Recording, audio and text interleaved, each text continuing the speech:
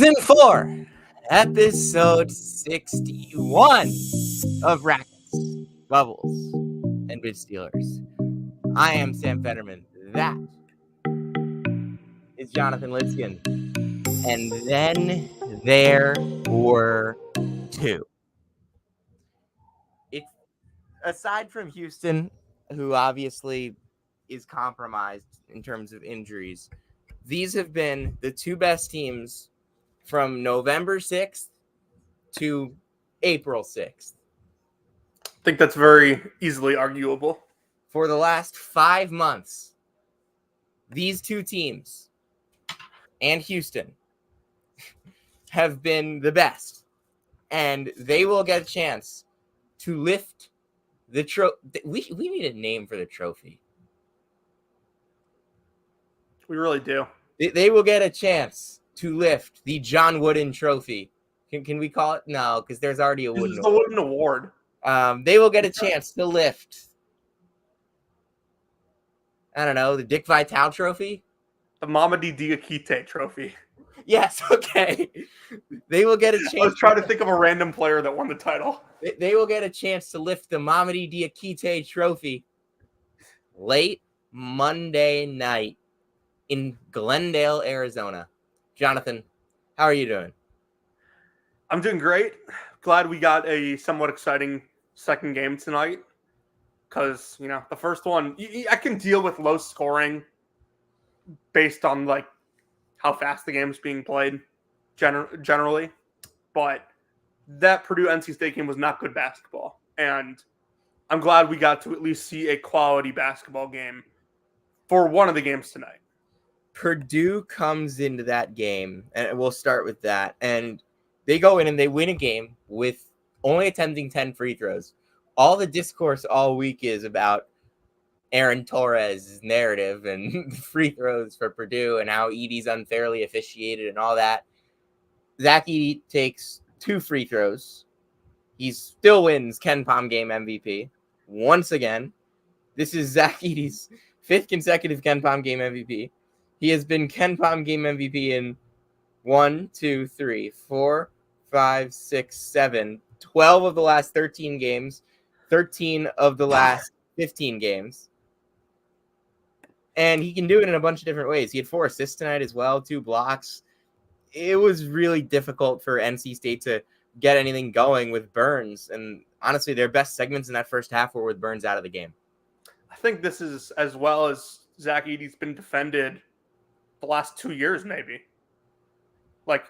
Given the quality of play he's given us in this tournament, and he's given Purdue for the most part, I thought Ben Middlebrooks did an excellent job. They did a good job digging on him. They did force him to pass out of the post, which he did quite well, but they forced 5 turnovers from him. Yeah, Purdue had 16 turnovers in this game, 2 backcourt violations in the first half for Braden Smith. Mm-hmm. The worst game of Braden Smith's season. That looks I feel pretty comfortable saying that. Yeah, that looks like second half freshman year Braden Smith. Yeah, I mean, 5 turnovers. That is 5 turnovers with only 6 assists. I know only 6 assists. That is the most turnovers he's had since. I mean, he had 5 against Michigan State in the conference tournament and 5 again against Wisconsin. But he hasn't had more than 5 since December 1st when they lost to Northwestern. And he hasn't had more than 5 turnovers and fewer than 6 assists and 6 or fewer assists since the FDU game. So this was really an uncomfortable performance for Braden Smith. What do you think NC State did to take him out of his element, if they did anything? Just really good ball pressure. And he's been handling it well all year, but for some reason, he's really bothered by it tonight. It was a lot of Jaden Taylor just kind of getting up in his grill and pressuring him. It didn't really feel like Purdue was it didn't really feel like Purdue wanted to initiate their offense very high to help him out. It was sort of okay, Braden, alleviate the pressure yourself until we can get far enough across half court to actually run our offense, and we're not running it higher than we need to. and he was having a lot of trouble doing that. Yeah, I mean, I thought Purdue offensively just was kind of struggling. I mean, they were really struggling. They were under a point per possession, and they did that making 10 threes. Lance Jones hit some huge shots. I thought he was pretty good in that aspect. But from the defensive perspective, I don't think NC State really did anything special on Braden Smith. They kind of just played him. They played him tough. They didn't give him space. They guarded ball screens fairly well. They didn't really let Purdue get into ball screens all that much. And he kind of went pretty direct to the low post, and they tried to post him a lot. But honestly, I thought, again, Middlebrooks did a pretty good job guarding. But I kind of think that they did a pretty fine job on Purdue. And Purdue just played their worst offensive game in a long time. Their lowest offensive rating today of the entire season. Sorry, no, since Tennessee. The Tennessee game was a lower offensive efficiency. The first one. Yes, the one in Maui. In Honolulu was a worse offensive efficiency by 1.3. That's it. Purdue only played 2 games before this with an offensive efficiency below a point per possession. They were both in Maui didn't we say the Maui rims were pretty tight this year? Yeah, it's also like 3 weeks into the season. Teams are still figuring stuff out. I mean, they dropped 1.3 on Samford and Moorhead. Those are not bad teams. I mean, Samford doesn't guard, but regardless, Purdue 34-4. Yeah, like whatever. This is a special season for them, no matter what happens on Monday night. Purdue last 3 seasons, 34-4, 29-6, 29-8. Matt Painter also won 30 games in 2018, 26 games in 2019. He won 26 games 4 seasons in a row from 16 to 19. He's got 29 for 3 seasons in a row this year. He did 25 for 4 seasons in a row from 2008 to 2011. That's 3 different streaks of 3 or more years with 25 plus wins. Also, like, we didn't even mention that Zach Edey only shot 2 free throws tonight. So like we did. I mentioned it. Oh, you did? Okay. I mentioned it. It was the first thing I mentioned about this game. You did? Yes. Okay. I just must have missed it. I'm trying to download MLB TV right now, and it's not working. Oh yeah, I should turn the Sox on the other screen right now. They're playing in I forget what it's called. This app is just being annoying. I forget what the city is called. Oh, they're playing in Anaheim. That's where. Yeah, but regardless of that, moving on. Back to now to the NC State side of things. They did nothing on offense. Just terrible offensive performance. If DJ Horn like wasn't doing anything, they had like nowhere to go. Yeah, and that's what their offense has been a lot of the season when Burns hasn't been playing his best. And yeah, you usually get more out of Morcell. Michael O'Connell was playing hurt. But like their second best offensive player in this game was that 1 minute where Breon Pass looked like Jarkel Joyner. Yeah, he looks like God. Yeah, Breon Pass, floater over Edey, and then a Euros. Like who was that? He had like played like 1 minute in the tournament. He played 1 minute against like this guy. He played 10 minutes against Syracuse in that game on February 20th. He played 5 minutes, and I think I remember saying when he checked in to the game against Syracuse at the Dome, who is this guy? Yeah. He played 17% of the minutes last year, 17% of the minutes 2 years ago, and that's basically been it. And 10% of the minutes this year. And he was there. Did Breon Pass do enough tonight to get breakout hype for next year? That's what I'm wondering. I don't know, Jim. I don't know, Jim. By the way, first Final Four without Jim Nantz. Did it feel weird? It did at first, but like I got used to it as the night went along. Yeah, I also turned on the Sleepers broadcast at halftime of the second game, and it was really good. At least I had the sound on. I was still watching the main feed. Obviously. Yeah. But it was good. I thought Ian's terrific. He's a Syracuse grad, so he's obviously one of the best in the business. But it did feel really weird to not have Jim Nantz introducing the starters. And that's nothing against Gene Honda, who is a legendary PA announcer in the city of Chicago, as I'm sure you know. But that felt weird. Yeah. It just uncomfortable. Because, like, Nance's voice is, like, so soothing. Ian doesn't have that. I did think he was, like... Ian's more, like, energy and electric. Like, Nance... Like, there's really nobody like Nance, though. Like, that's the thing. Nobody liked him? There's nobody like him. Oh, nobody like him. Like, there's Buck. In the same way that, like, you just can feel a big game with his voice. Yeah. But, like, Buck doesn't do basketball. There's nobody else that's, like, kind of got that same slow pacing, but big-time voice as Nance. Like, he was a unique announcer the same way that like, some teams are unique and some players are unique. Nance was a unique announcer. And I think that's kind of... His voice was also, like, inherently nasally, and there's not a lot of voices like him in general. So you're not going to find another Jim Nance. But, I mean, Ian Eagle did a really good job on these games tonight. I feel like there was a good energy around them from him. Raft is obviously good. Grant Hill was fine. I thought he had a couple weird comments, but he was pretty good.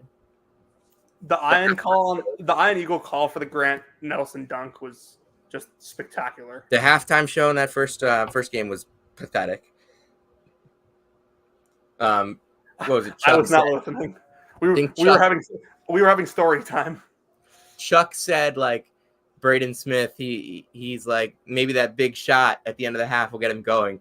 And someone was like, no, that was Lawyer. And he was like, well, I think Smith made a three a couple of possessions before. And Ernie's like, no. Braden Smith is scoreless.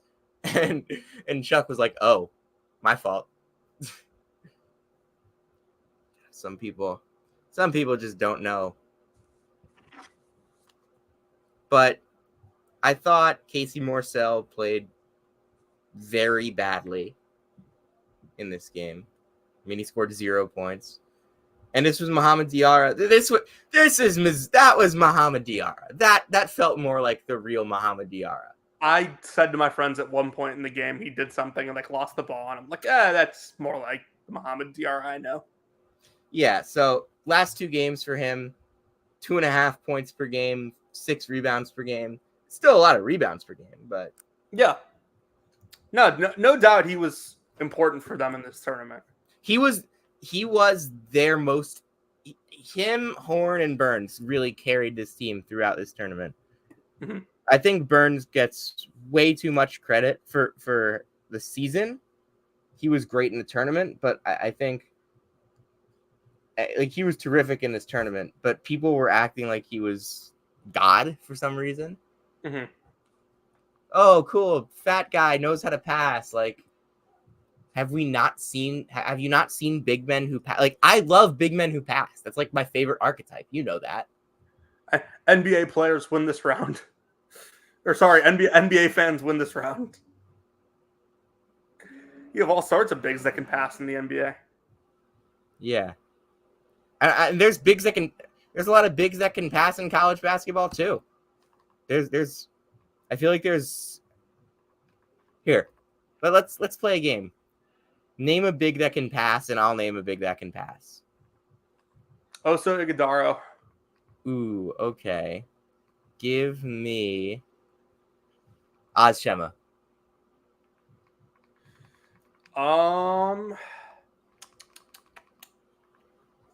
Give me.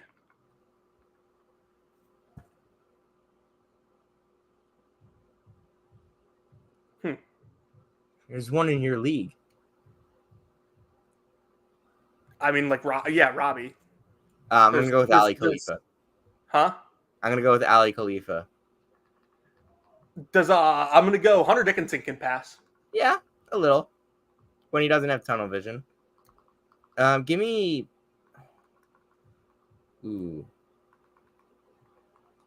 Nick Spinoso at Penn. That's a pull. I mean, I watched him in person.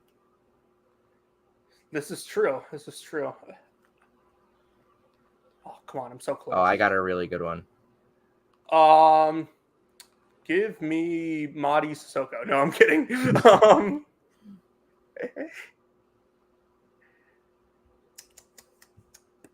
How about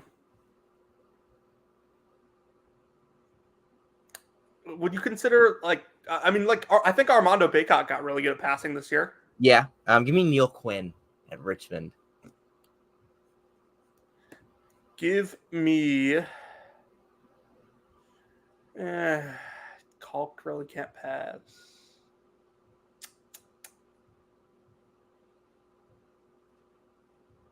Would you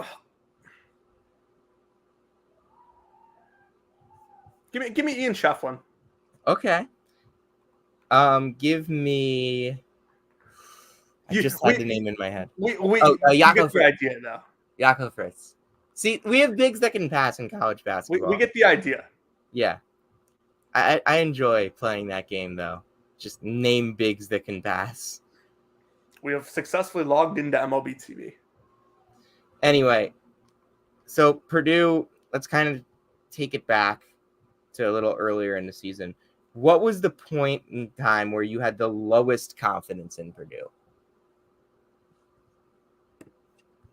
Probably say after the Ohio State loss.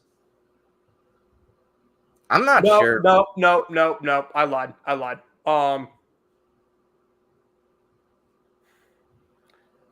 The game, it was that 2-game stretch. It was the Minnesota game at home, which they trailed by like 10 in the first half, and then the Ohio State game after. I never really had any sort of moments with this Purdue team where I didn't think they were really, really good. Like, honestly, I think the lowest I was on Purdue all season was before the season. Before the season? Yeah. Like, I had them as the number 3 team in the country coming into the year. Like, when they lost to Northwestern, we weren't concerned. Oh my God. Jeff Bowles just retweeted Stefan Castle, blessed to receive my first D1 offer from the University of Ohio. God, I love Jeff Bowles. That's some generational, like, pumping your own chest out there. Yeah. Anyway. Yeah. Shout out Ben for that meme that he made. Did you see it? Yes. It was awesome. It was great. But like coming off losses this year, Purdue had 20-point win against Iowa, where Iowa didn't lead, and Sanford had 9 points.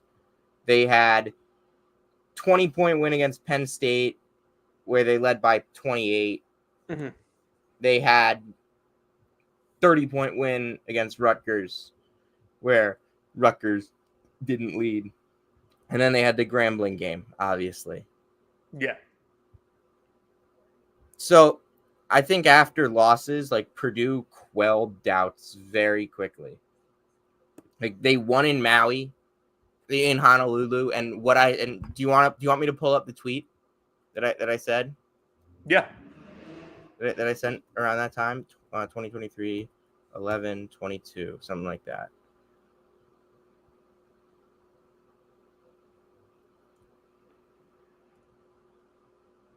I said, Roster continuity plus most dominant player in the sport plus motivated team plus great head coach equals deadly MTE combo.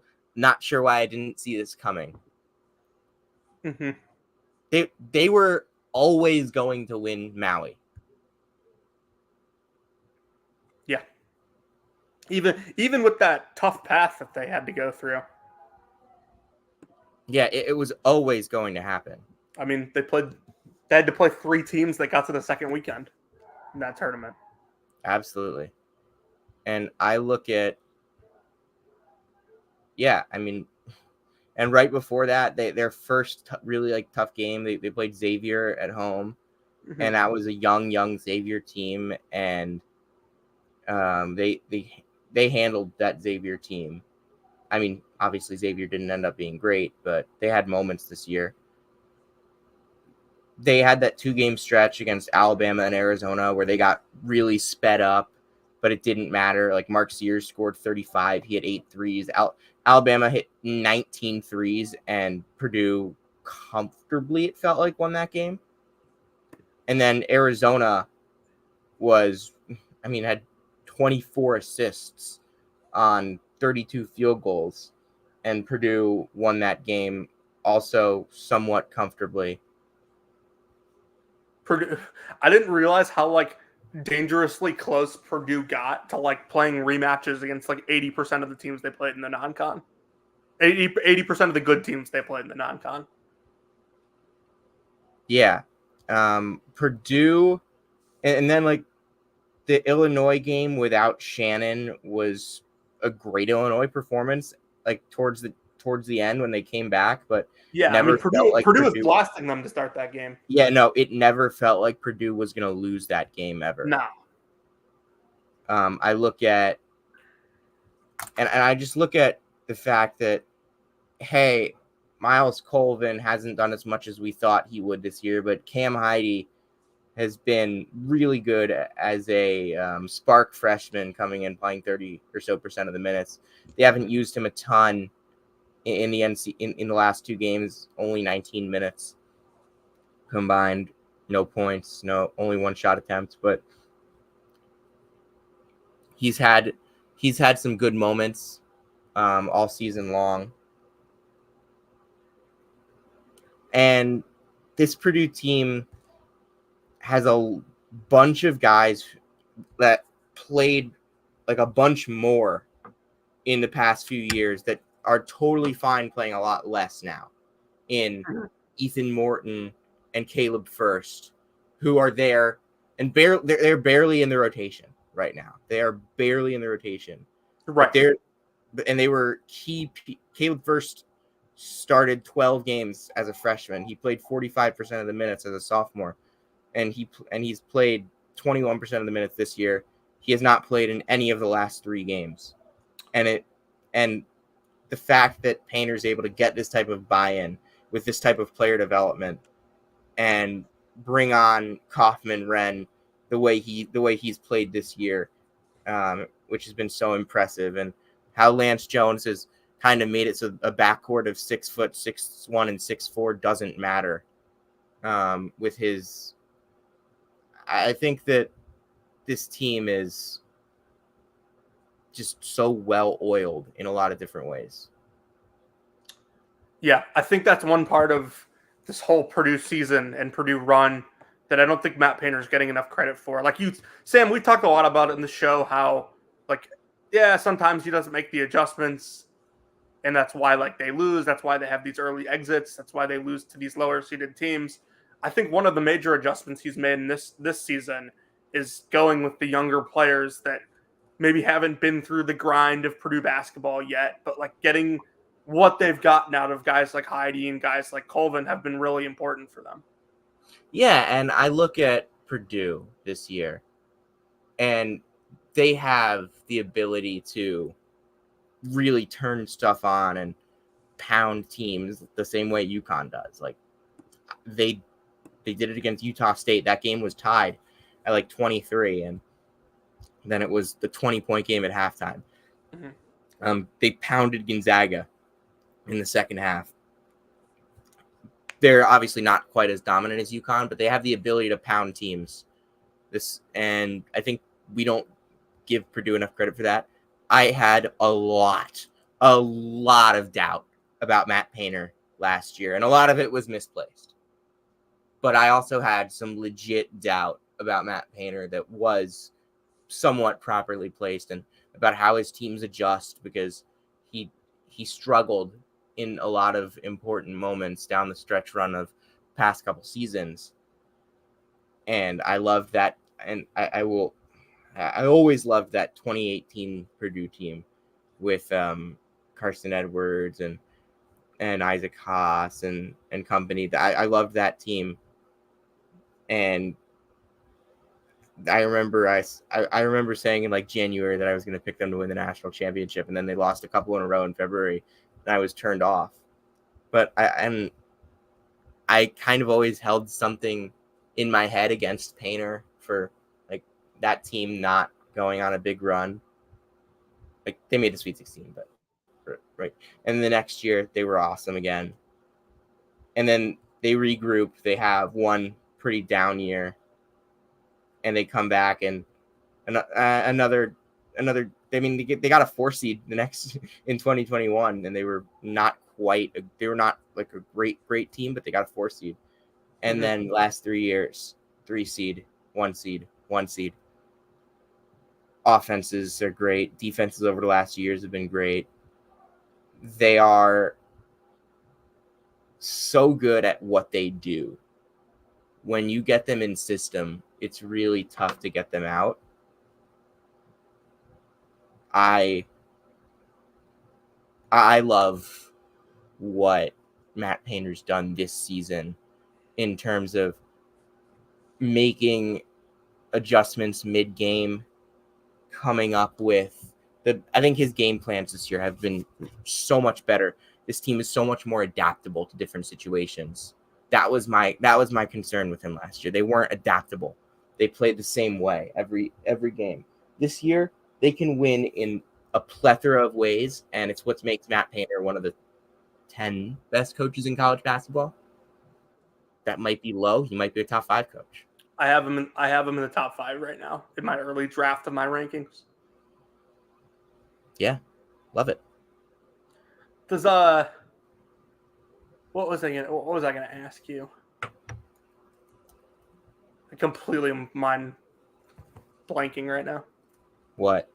I was gonna ask you something and I'm blanking on it. All right. Let me know if you think of it. But I will definitely let you know. On NC State. Oh, dude, you're not gonna make me do an NC State season recap, are you? We're not doing a season recap. Good. But we're definitely going to talk about them. 26 wins. How the hell does that happen? But regardless, worst high major team to ever win 25 plus games. Is that fair? Maybe. They just finished the season. Hey, they're higher in KenPom. They're higher in KenPom than. Sorry, they're not higher in KenPom than 2022 Providence. That's wrong. They are higher in KenPom, though, than 2022 USC, who won 26 games. 2, 3. NC State just went to the Final Four and finished lower in KenPom than 4 teams who missed the NCAA tournament altogether. Yep. 4. I counted 4. It's 6. Cincinnati. Oh, shoot. I missed 2. St. John's and Wake, yeah. Yeah. NC State, Villanova, Indiana State. NC State wasn't even the bid stealer candidate in their own conference. No. There were 3 teams that people were hyping up more, like in Wake Forest, and obviously people liked some other teams in that league, but nobody liked NC State. Coming off 4 straight losses. I saw a tweet tonight from Mike Rutherford, who covers Louisville. He said something along the lines of, Louisville can thank NC State because this is the most coverage they've gotten during an NCAA tournament since 2019. Yeah. led NC State in the first round of the ACC tournament by 12. That was absurd, and Syracuse, that game was never close. It felt like that game was terrible. But regardless, it's a Final Four run. It's a memory that NC State fans will never forget. Mm-hmm.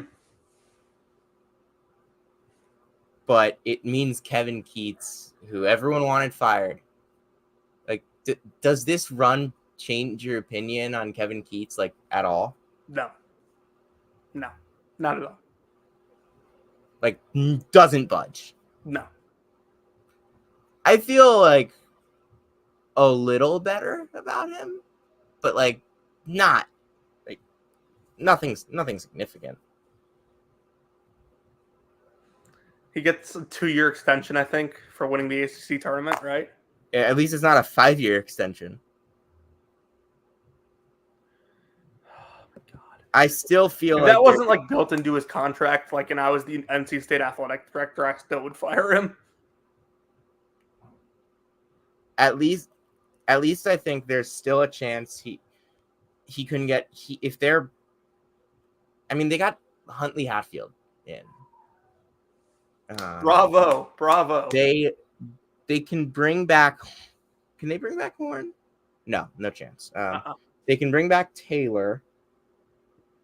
Not Marcel's gone. They can bring back Middlebrooks. They can bring back Diarra. Maybe you get.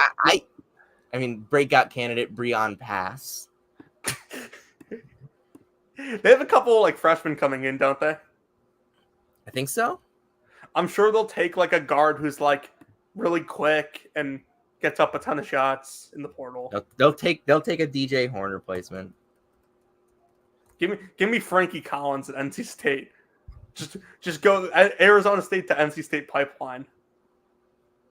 Oh God, man! Don't even. Who else is there? I haven't watched either of their freshmen that are coming in yet. Who are the freshmen? Trey Parker and Paul McNeil. Yeah, Paul McNeil from Raleigh. That's cool. Good for him. Hometown kid.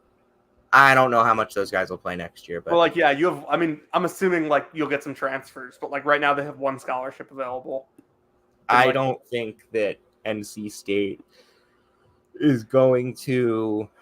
Will NC State be a preseason top 25 team in the AP poll next year? No chance. You don't think they will? No chance. They're losing the only reason people cared about them. That's true. In DJ Burns, like nobody cared about them, aside from Burns. You want to move on to the second game? Yeah, let's do it. This was a fun one. Really fun game. What were your thoughts on the first half? Congrats to Alabama. You shot 8 of 11 from 3 and trailed by 4 at the half. All right, hold on. We're about to have a guest call in the show. Okay. Hey, Sam. Can you hear? Jaden Daly is on the show live on the scene from Glendale. How you doing, Jaden? Sam, I am awesome. How are you? Jonathan, how are you? Good, Jaden. Thanks for coming on. So, Thank you for having me, as always. So, Jaden, your first Final Four. What's the coolest thing about this week so far? Other than the overlapping media timeouts and the exact timeout, but pretty much every ability is nothing we normally get during the regular season. Just the way the NCAA has rolled everything out, and when you have a local team that gives you good web traffic, that always helps too. So congratulations to UConn. We'll get one more with the Huskies Monday night against Purdue. One of the better national championship games in recent memory. I'm looking forward to it. I know you guys probably are as well. Yeah, I mean, we haven't mentioned it on the show yet, but best national championship matchup since 2021, and outside of that, maybe best national championship matchup of our lifetimes. Yeah, I completely.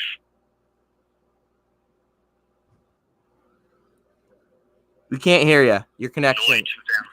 You're like in and out with connection. All right, you got me now? Yeah. Yeah, I completely forgot about Baylor Gonzaga, probably because of the bubble. So when I tweeted it out late in the second half, I said Carolina, Illinois 2005, which was That's the Sean May Raymond Felton team against Darren Williams for Illinois. But it's going to be a great matchup, obviously. Donovan Clean and Zach Edey selling on their own. I'm really looking forward to see who Steph Castle draws, whether it's Lance Jones or Braden Smith. I asked him about both of them post-game. He said he knows what they can do. They're looking forward to it. They're up to the challenge. Yeah. We look at this UConn game tonight against Alabama. We just finished a long conversation about Purdue and NC State and that game and both of their seasons. So you're in it the perfect time. Perfect. Love that. Alabama makes 8 threes in the first half. Just what was the energy around the building in that first half? It was pretty much as most people expected. Obviously, Alabama has the firepower to hang UConn.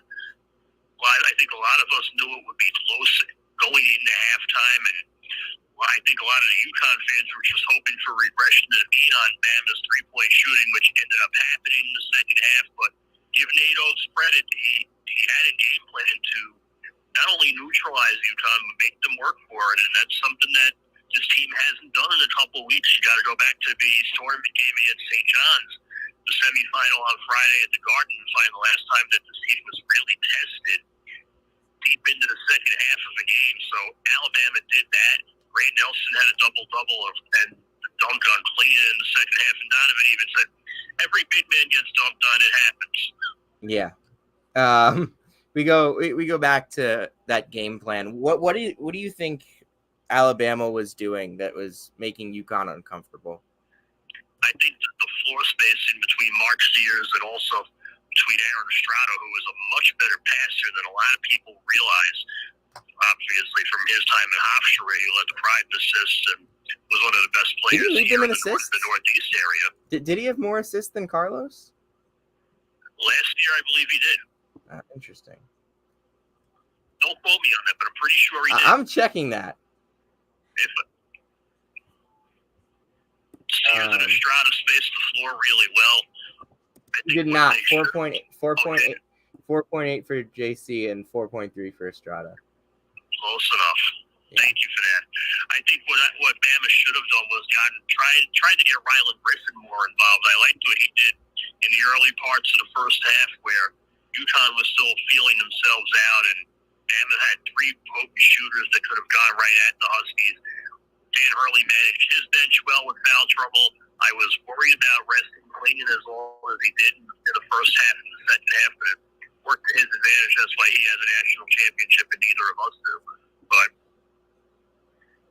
I think this was probably the strongest, the stiffest test that UConn's faced in the tournament. Northwestern only lost by 17, but that game was pretty much over early in the second half, and a late run made the margin. That game was over before it started. It was. Anyway, Tristan Newton, 12 points, 9 assists. It didn't exactly feel like he made like the greatest impact on this game in the first half, but he had a couple huge buckets in big spots. His numbers have been pretty moderate over this tournament run, but he's the engine for this team. Absolutely, Sam. And this was a typical Newton game in that he had a workmanlike effort. He didn't set the world on fire, but he was there when it mattered. Alex Caravan was there when it mattered too in the second half. And You there? I can't hear you. Jaden.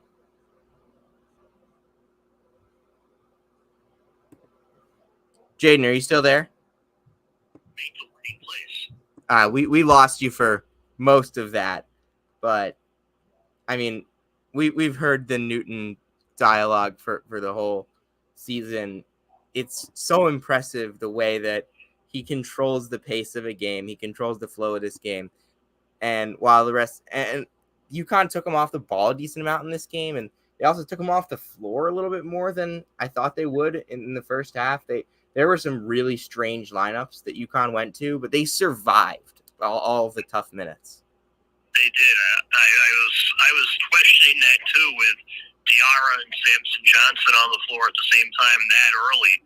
You usually don't see that for long stretches out of early, so it was a different game plan. But Bama also had the two bigs between Pringle and Nelson playing together for stretches too, so it was a different game plan. But it worked, like you said, Sam. It worked out. Yeah, I mean, UConn had a lineup of Diarra, Stewart, Spencer, Castle, Johnson. Like, what was that? Yeah, I didn't get that either with Steph at the 3 and Jalen Stewart at the 4, but to their benefit, it worked. Bama took the lead briefly in the first half, but then after Donovan came back out, 2 quick buckets, one of which was a dunk, got the margin back to 24-23, and it was pretty much game on from there.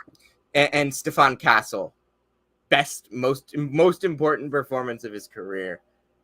They start the game by sagging off his 3-point shots, and then Castle just attacking the basket down the stretch, getting huge rebounds. Mm-hmm. Yeah, and he said in the locker room that he was going to shoot. Alabama basically dared him to shoot, and it came back to burn the tide. Steph Castle, and we've seen it, is capable of making shots. It just doesn't get the publicity that it deserves because you have so many other great shooters around him in Spencer and Caravan. But when Castle's making threes like this, I don't know if this team can be beaten or even can be played to single digits. I mean, they were being played fairly close, even when Castle was making those threes early in the game. Bama going 8 of 11 from 3 in the first half will do that. Yeah, and I look at, but the player that I look at in this game that I thought had a terrific performance, even though the numbers maybe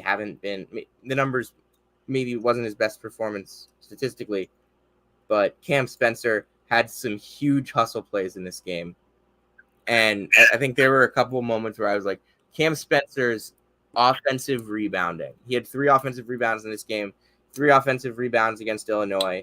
He had 12 rebounds against Illinois, and he had 8 rebounds today. And Cam Spencer's rebounding has really carried this UConn team through the tournament. And I don't know if you could really say that for a team that's blown out 4 of its 5 opponents so far, but Spencer's rebounding has been so valuable as this year has gone on.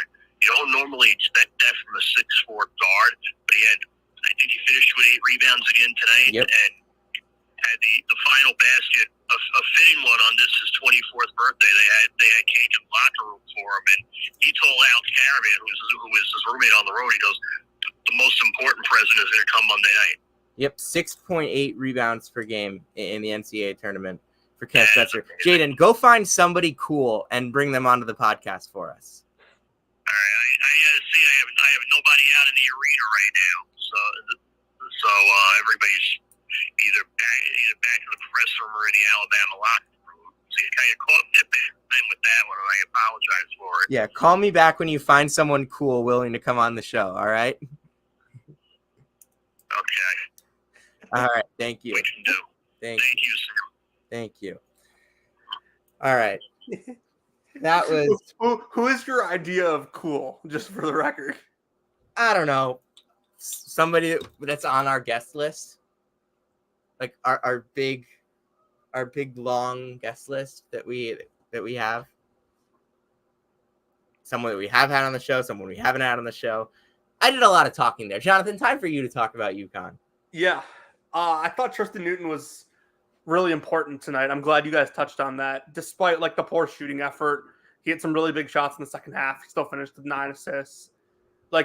And I do think that there is a part of UConn that the guys kind of took a step back with the way Steph Castle was playing to start that game.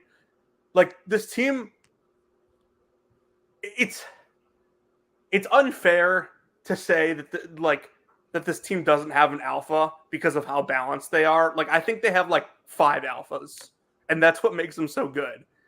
They have 5 alphas who are unselfish. Like, they don't really care who's playing well. They don't really have these like go-to guys because they're all go-to guys. All of everyone in their starting lineup tonight at one point in the game or another turned it on, and they recognized, all the other guys kind of recognize like whose moment it is at certain times, if that makes sense. Yeah, Alex Caravan took 6 shots in this game. He had 14 points. 14 points. 14 points, 8 rebounds, 2 assists, and 2 blocks. And the blocks were both in big situations as well. UConn now up to plus 35.65 on KenPom. What were they before this game? It was like 35.25. 25? Okay. If they now Gonzaga was 36.48. Did you see what the line is? I know what I can tell you what the KenPom line is. The KenPom line is UConn plus 3. UConn minus 3. UConn's a 6-point favorite on Monday night. 6-point favorite. That is wild for a national championship game between the two best teams in the country. Yeah. I feel like there's got at some point UConn's not going to win by double digits, right? I mean, do they have to? Like, I talked earlier in the week about how like people can't just accept that there's a post player as good as Zach Edey. What if there's just a team as good as UConn? They just hammer everyone. I don't know. Like, it's not possible, right? Like, we just talked for 20 minutes about how Purdue's this like all-time great team, and they had this all-time great season, and they're 6-point underdogs in the national championship game. Yeah, I think I want to say Baylor was like a 4-point underdog against Gonzaga. Yeah, I don't remember, but this UConn team, it's wild how good this UConn team has been playing. But I can't say Purdue hasn't been playing at a really high level too. These are two. This is true. As we said, 2 all-time great basketball teams. In terms of basketball teams I've watched, like these teams are on a level with Baylor, Gonzaga. They're better than Baylor and Gonzaga were. In my opinion, at least. They're UConn, I think, is better than both. I don't think Purdue's better than either. That's fair. So, like, basketball teams we've watched, 15 Kentucky. They've got to be number 1. Then probably this UConn team, Baylor and Gonzaga, this Purdue team, or 2012 Kentucky, or 2018 Villanova. I'd also put 2019 Virginia in that category. I would say they're like the next team. Yeah, I mean that team lost 3 times, 2 of which were to Zion Duke. But I would say they're next after. I think 2012 Kentucky is very underrated. They were 38-2. They had the best. They're the most dominant defensive player I've ever seen in college basketball. We're just talking about like teams that we have seen, right? Yes, like so nothing before like 2010. Because like I don't really know how to evaluate. Like I watched that North Carolina team, but I don't really know how to evaluate them. Also, like I feel like the teams that played in the title game in 2015 should also get a shout. Yeah, I mean, like Wisconsin and Duke were terrific. 2013, Wisconsin actually finished that season higher than Duke in KenPom. What did you say? Wisconsin actually finished that season higher than Duke in KenPom. 2013 Louisville, once they got things going, that team lost 1 game after January 26th, and it was a 5 overtime game at Notre Dame. Mm-hmm. Yes, a 25-win Notre Dame team.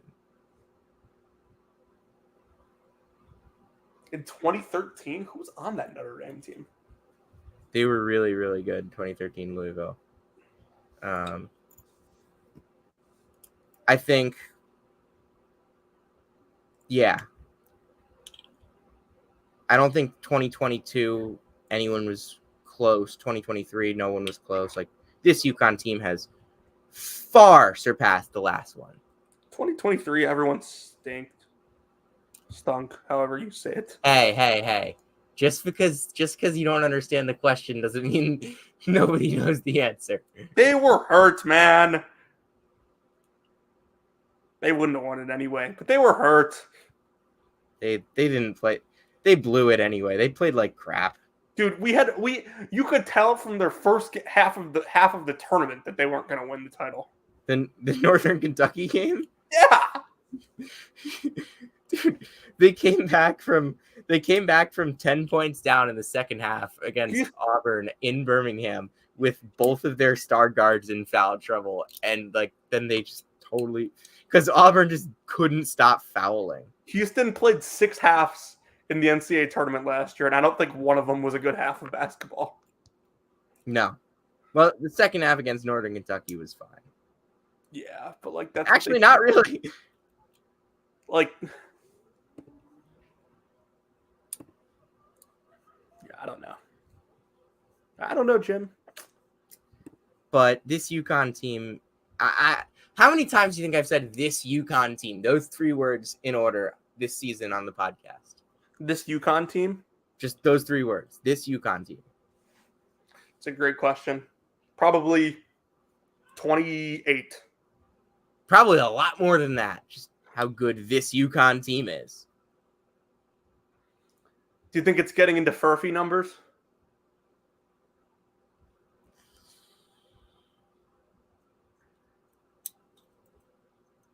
I don't know about that. Put up the counter, dude. We kind of stopped. I stopped keeping track. We haven't talked about him in weeks. I stopped keeping track anyway. I stopped keeping track of Caleb Grill at the end of every show as well. Well, yeah, because we kind of just made that a permanent thing, so that makes sense. But we'll get some new counters for next season. I don't think we need to do the counter again. We already have too many bits. I like the counters. Speaking of counters, how is Donovan Clingan going to deal with Zach Edey? That's a good segue. He's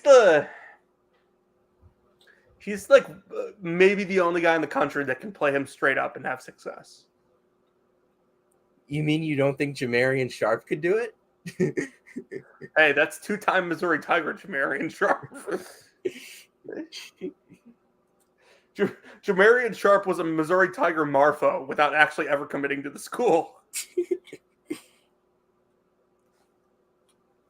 It's terrific. Anyway, how does Donovan Clingan deal with Edey? Just can he truly go straight up? Is it possible to guard Zach Edey straight up? I don't know if it is. I guess we'll kind of find out Monday night. But I will say that if there is anyone that can do it, I think it's Donovan. Not only because he's 7'2" with the kind of length he has, but I think he's strong enough to actually get Edey further away from the basket than he wants to be. God, UConn is 26-1 in their last 27 games. But by the way, like NC State had some decent success, like pushing Zach Edey a little further out today. Yeah, and like he just made some of the most ridiculous shots. Yeah, Edey, just his hook shots. But multiple times today, Zach Edey made a shot where I said I never saw Taco Fall do that. What was your tweet about Steph? About Steph? Oh, Stephon Castle got like fouled by like Mark Sears in transition. He got fouled by air. He and people like were mad about it, and I was like, well, Stephon Castle really only gets those calls because he's 6'6".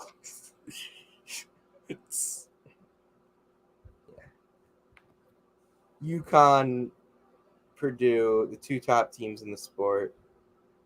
And it was so funny after the first round where everyone in KenPom is red except for Auburn.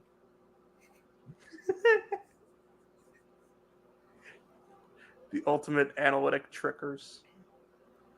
I truly thought Auburn at like one point in the season. I think I remember there was one time where we texted each other and said Auburn's the best team in the country. No, I don't think I said that. I think I did. See, the problem is I'd search my text for it, but I have to go through texts of both Auburn and Auburn to find it. Here, let me look it up. Jesus Christ, I say Auburn a lot. You texted me on November 7th and said Auburn guard disease is contagious.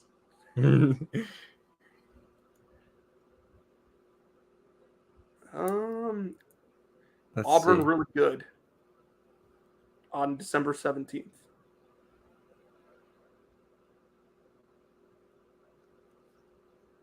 I said on January 9th, does Auburn deserve to be ranked ... number one? And you said, okay, I think that might be a little far. Yes, we survive another day. On December 29th, you said Todd Pettiford has never passed the ball ever. This is the most Auburn guard to ever exist. 7 days earlier, you said, just watch Todd Pettiford. Kid has some skill, needs to be in a good system. Only problem is he chose Auburn.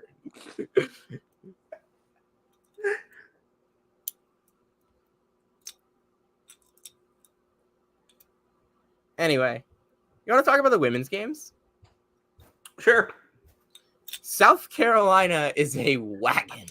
I was out during that game, so you take control of this one. They're good. Next. Yeah. Like, there's really nothing to say at this point.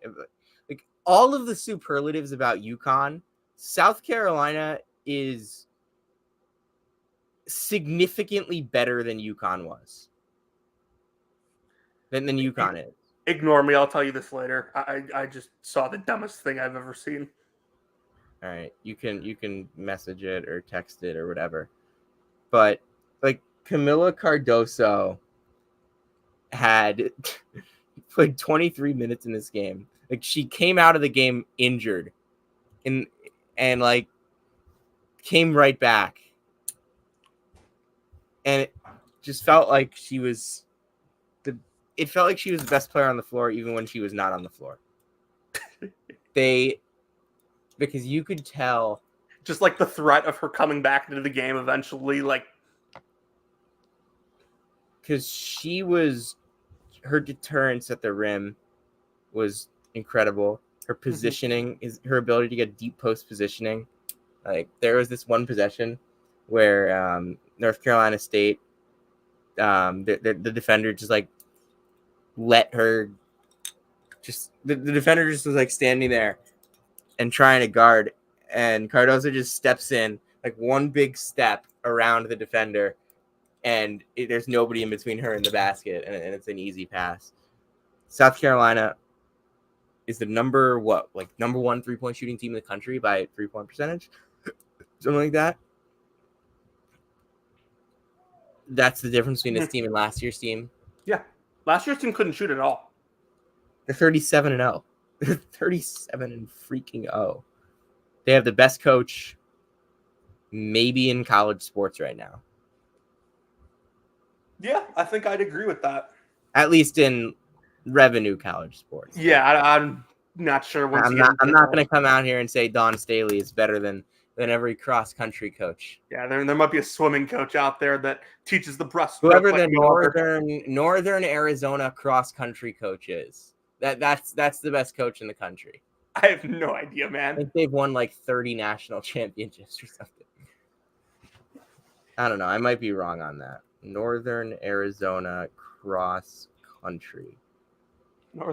Northern Arizona. That's a Big Sky rival of Northern Colorado. It's not 31 national championships. It's 31 NCAA tournament appearances. Oh yeah, the Oklahoma softball coach is really good. I'm not disputing that. I just I'm kind of just saying stuff to say stuff. At this point, Is Oklahoma undefeated in softball this year? are they? Let's see. I have no I'll get a idea. text. I'll get a text from Jack. I don't even have to look it up. Is Oklahoma undefeated in softball? Jack Church, answer in 5, 4, 3, 2, 1. Oh, my roommate just texted me no. So we're good on that. No, they lost Kevin. tonight. They lost tonight. Was that their first loss, Jack?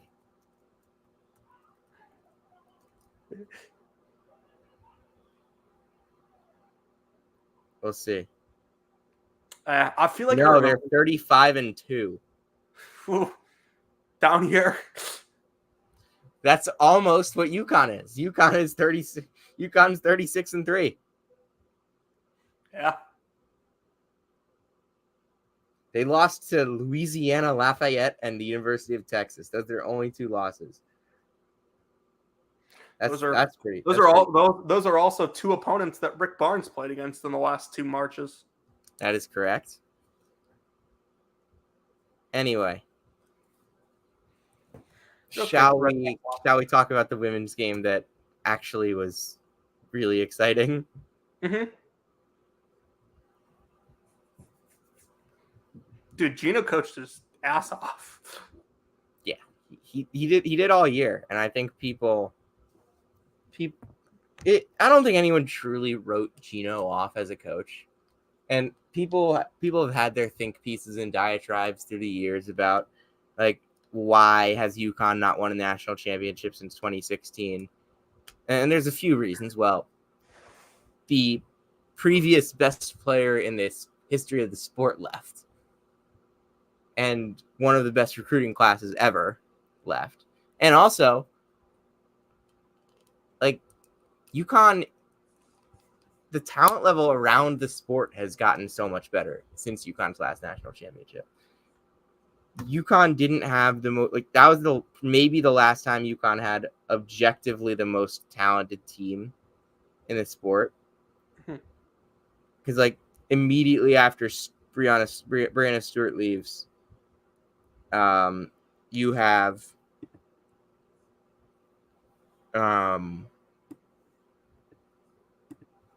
immediately after Brianna Stewart leaves, UConn, Asia Wilson becomes the best player in the country. South Carolina wins the 2017 national championship, all that.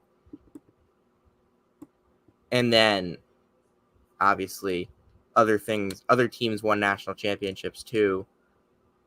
But there's terrific coaches. Dawn Staley. I mean, Kim Mulkey's a great coach for all the other stuff I can't speak on, or that she is advised by her lawyers not to speak on.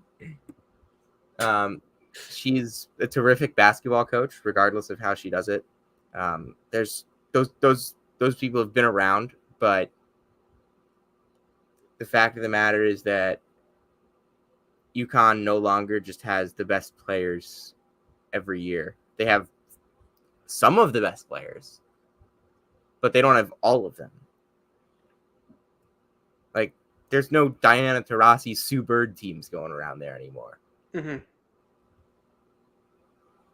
What's with all these WNBA players hating on Caitlin Clark? It's because the WNBA doesn't get any coverage, and women's college basketball gets infinitely more. So people are just assuming that the WNBA isn't good and Caitlin's just gonna dominate it. And they don't like that. And I get that. I get that. Because they were rookies too once. Mm-hmm. And being a rookie is hard. And I'm probably gonna go to Caitlin Clark's WNBA debut. It's at Mohegan Sun. A place where dreams come true. I actually never been there. So my first Can't say I have. I prefer the Pentagon. I think she's gonna have a terrific, maybe greatest of all time career, but I definitely think she's going to have some growing pains. because she takes some wild shots. I don't think she'll be able to gain as much separation on her step backs as she had. Hold up. The Arkansas Democrat Gazette is reporting that Chris Jans is interviewing for the Arkansas job, Wait. as well as Little Rock coach Darrell Walker. What? If they're going to do that, why not Bucky? If they're going to go mid-major, why not Bucky? And why not Will Wade? Like, what's wrong with Will Wade? Dude, apparently Will Wade's like not interviewing. Like, what's wrong with Will Wade? But yeah, I think Caitlin Clark's going to have a tremendous career. She's going to be one of the best players in the league immediately. But, like, yesterday, she looked mortal. And Iowa still won.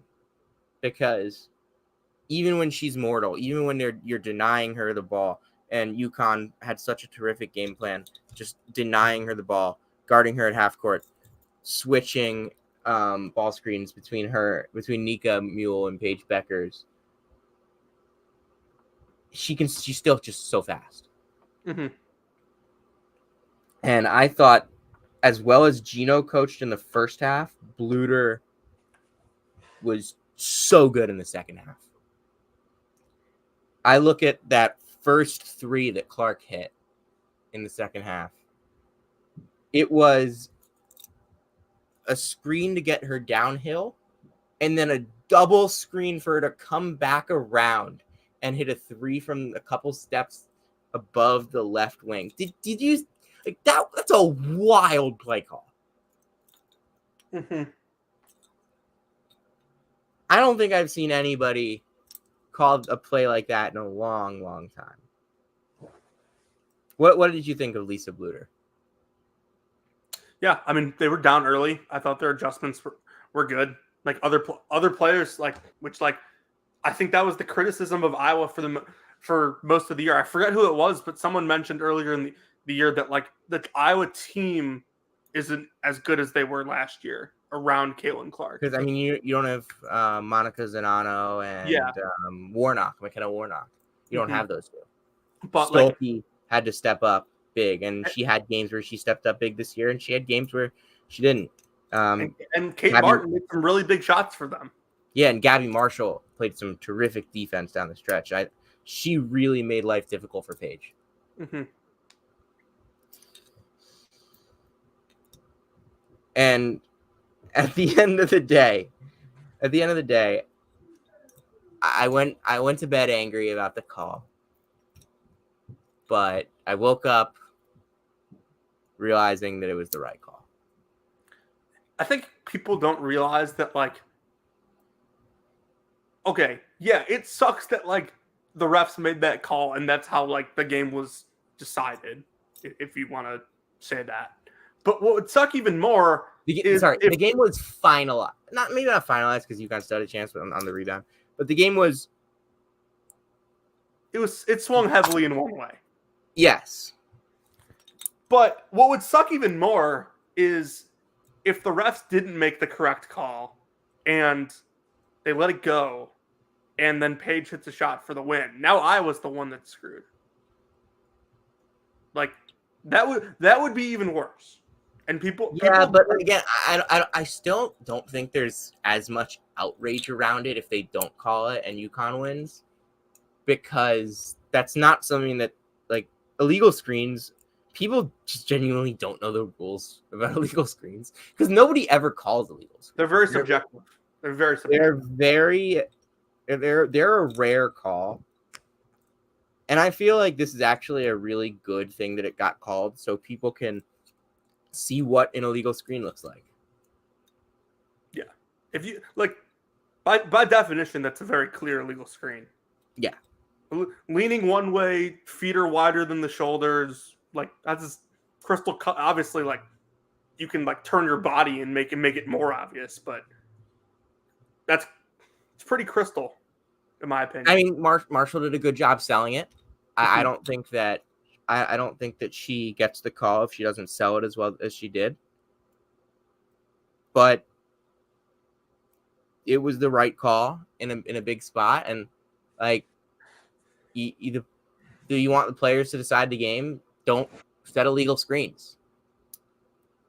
Don't like if we want the players to decide the games. What if the players decide to start tackling each other? It's like okay, at what point does a call get like too obvious that you should like the one, like, I think that the whole Hail Mary thing, like, never call it on like a Hail Mary. Like, don't call pass interference on a Hail Mary. It's a Hail Mary for a reason. Yeah, I mean they're basketball refs. They're not trained to know. I mean, football refs don't know what pass interference is. We shouldn't be having basketball refs trying to do that. You know what I'm saying. I'm like, that's the main exception here, I would say. Yeah. But also, like, completely irrelevant to the point. You should never throw a Hail Mary. What do you think you should do? Take a half quarter. Take a just beyond half quarter. No. In football. Well, obviously, sometimes you need to throw a Hail Mary in football. Yeah. Exactly. You just want to run laterals for 50 yards. No. So sometimes Gronkowski doesn't have the angle. The last 2 times my team had a lateral play. Actually, I think it's happened more often, but one of them went to Cole Strange and the other went to the other team and resulted in the game being lost. Oh, I forgot about the Cole Strange one. I was simply referring to the Dolphins one and the Raiders one. The Cole Strange one, week 2 on Sunday night. Yeah. That actually was a discussion point tonight at the Elevate 231 apartments. What? In what context? I don't remember how it got brought up, but we were talking about it. That was like one of those, it should count because it's cool. Yes. I think football needs to institute that rule, and basketball too, with like big time dunks. But then it's like, okay, what's cool enough that it like counts? Yeah, no, obviously. Cole, hold on, I'm looking up the tweet the Cole Strange tweet. Cole Strange was ruled short is not a line I was expecting to hear tonight with the game on the line. Who tweeted that? Harrison. Right. Who's on ban? He's banned because of the events of Thursday nights. Yes, banned from the podcast. Not that he's ever been on or been invited, but Matt Norlander just tweeted, live pod about to kick off from State Farm Stadium. I'm in the main stadium. Parish is in parts unknown. That checks out.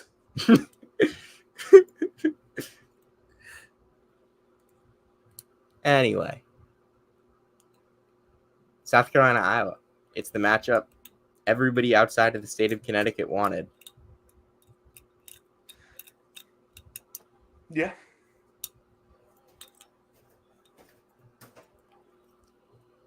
Like, I'm not sure these are as slam dunk. I'm not sure Iowa is. I mean, Iowa's number 2 in the Her Hoop stats ratings at this point. So it's the 2 best teams on the men's side, the 2 best teams on the women's side. Just how Dr. Naismith intended it.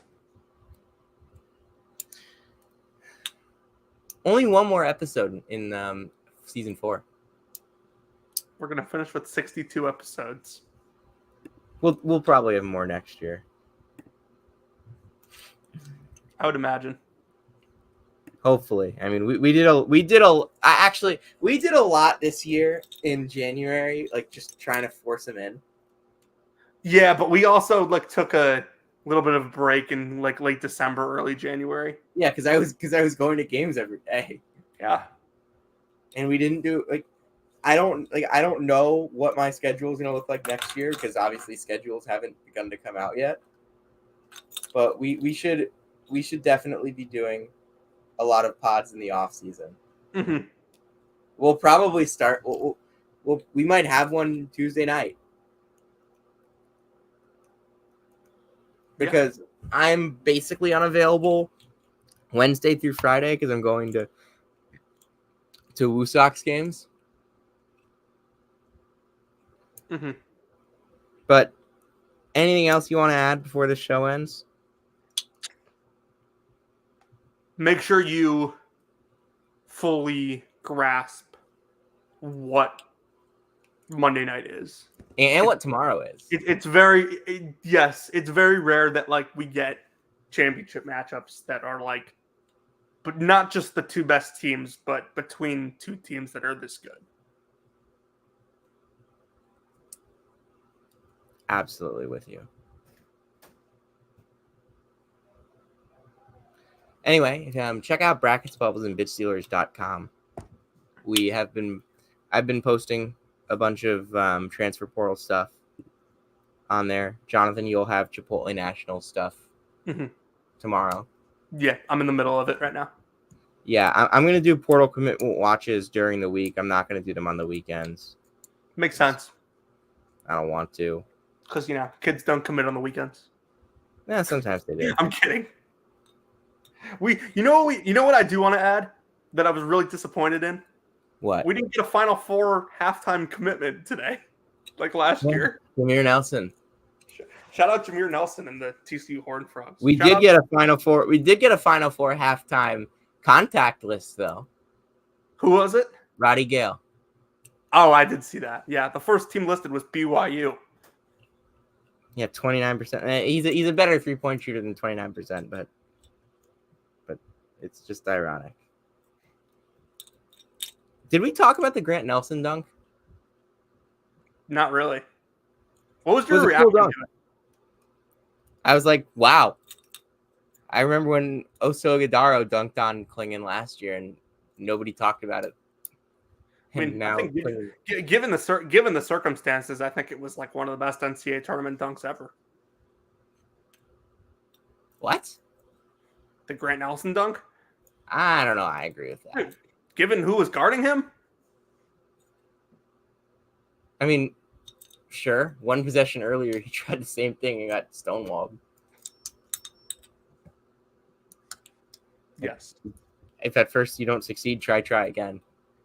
The Brad Underwood way. It's not for everybody. No. Or I should say it's for nobody.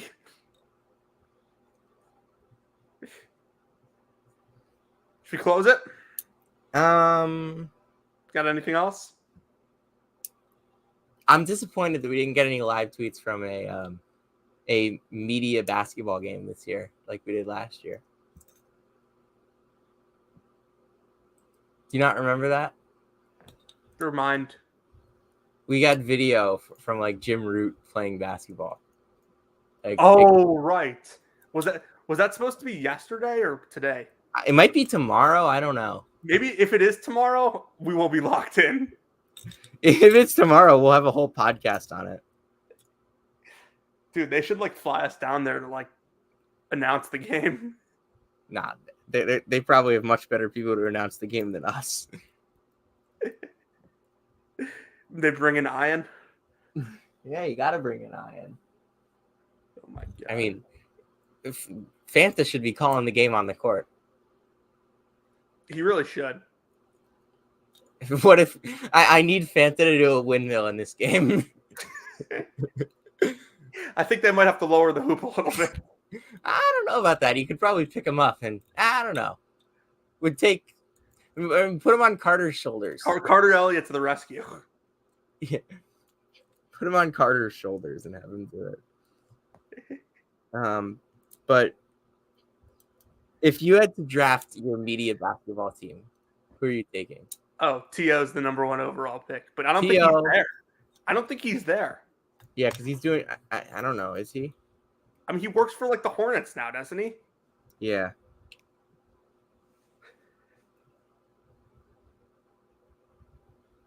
Who's like there that's in media that like Carter. Is Carter good or is he just big? He played. Okay. Yeah, Carter's. I mean, he's what, 6'7"? Jim Root played. not in college, but he played. Okay. And he's tall too, I think. Like 6'2". I think Jim Root's like 6'2", 6'3". I also played. I was a Glenbrook North intramural legend. Who else are we taking? I mean, Goodman's tall. I'm not taking him. Oh, Doster played. I see him being good. He played college ball. I see him being good. I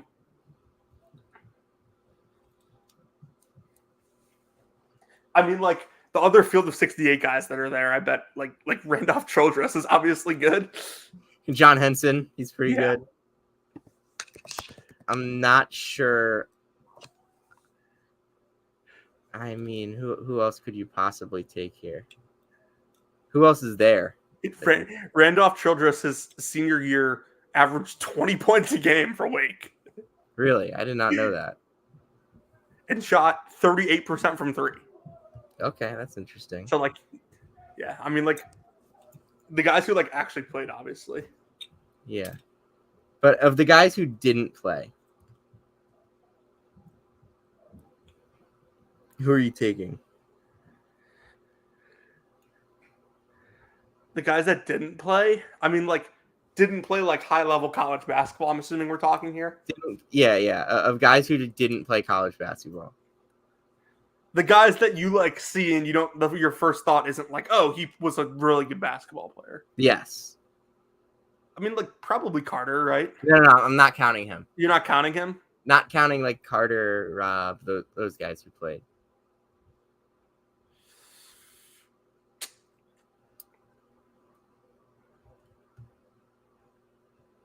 I don't know. It gets really tough. Yeah. I'm just trying to think.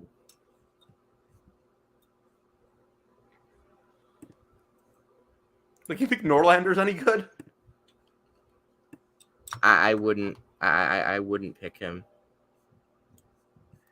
I wouldn't be comfortable with. I might roll the dice and pick Trilly, in case he's like some guy who played.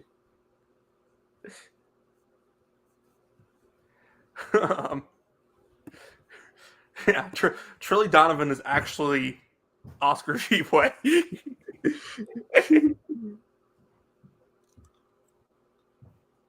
All right, I think we got to close it on that. Yeah. I think we're good on that note. All right, if you came to hear about Tyler Self and where he's working, you came to the right place. If you came to hear about live softball updates for the University of Oklahoma, you came to the right place. If you came to hear about Brooklyn Vic's recruitment, you came to the right place. And if you came to hear about Caleb Grill and what he's up to, you came to the right place. This is Season 4, Episode 61 of Brackets, Bubbles, and Bit Stealers. We'll see you Monday night.